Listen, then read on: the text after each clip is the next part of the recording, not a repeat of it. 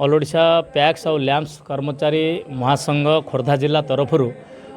आज संबर्धना सभार मते ऑल ओडिशा कोऑपरेटिव कर्मचारी फेडरेशन सभापति भाव में संबर्धित कर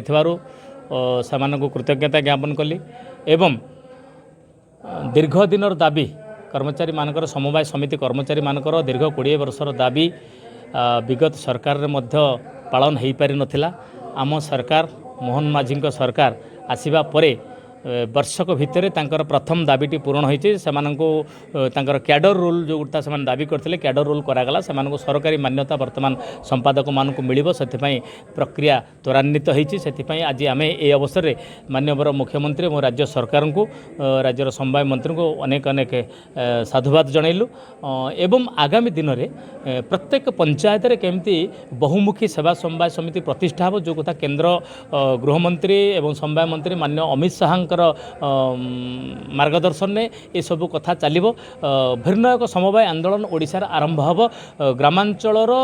प्राथमिक सेवा समवाय समिति से अंचलर व्यावसायिक प्राणकेन्द्र हम से अंचलर अर्थनैतिक विकासर प्रमुख प्राणकेन्द्र हम से कर्मचारी बंधु मानक आज आह्वान देली एठी मध्य किछि सभापति माने आसीथिले केमिति नुआकरी ओडिशार जो समवाय बुड़ी जाइथिला से समवायर पुनरुद्धार हम माननीय अमित शाह नेतृत्व में माननीय मोहन माझी नेतृत्व में से आम संघ जत्पर नास्ति उद्यम कर ये कथा आज निष्पत्ति बेहरा चिलिका मत्स्यजीवी केंद्र समवाय समिति बोर्ड ऑफ डायरेक्टर जो ओडिशा पैक्स एप्सर जो समवायर सभापति भाव में कर्मचारी संघर चिरंजन भाई दायित्व मिली तार संबर्धना सभा थिला आमर कथा हो माननीय केंद्रमंत्री जो अमित शाह जी देइचंदी समवाय मंत्री डाकेरा multipurpose cooperative society productivity society ताकू साकार करने